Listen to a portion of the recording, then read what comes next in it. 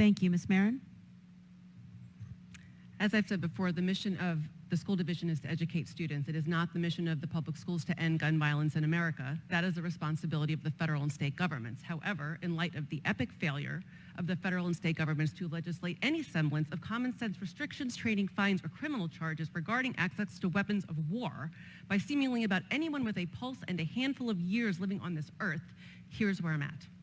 Allowing guns to remain accessible, as they are, is part of the agenda to harden our schools and to harden our community by heeding the claim that more guns will keep us safe from more guns.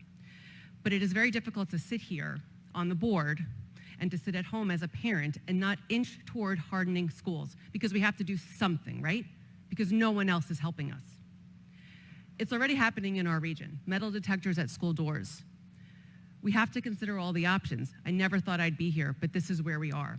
I think our staff are doing everything that they can to protect children and themselves from gun violence, and I think our schools have done the bulk of work when it comes to preventing gun violence.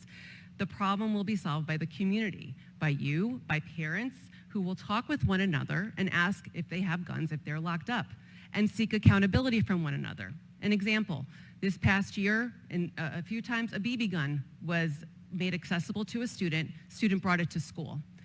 Friends, constituents texted me and asked, what should I do? Should I send my kid to school or not?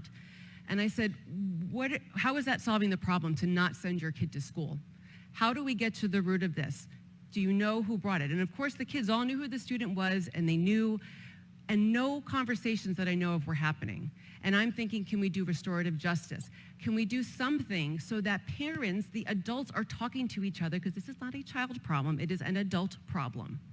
So I'd like you to do this. If, heaven forbid, although the likelihood is unfortunately high, if your school community is tainted by gun violence, whether that's a student having access to a gun at home who makes the bad choice to bring it to school, or if gun violence happens outside of the school but in your community, ask yourself what you personally will do to confront that violence.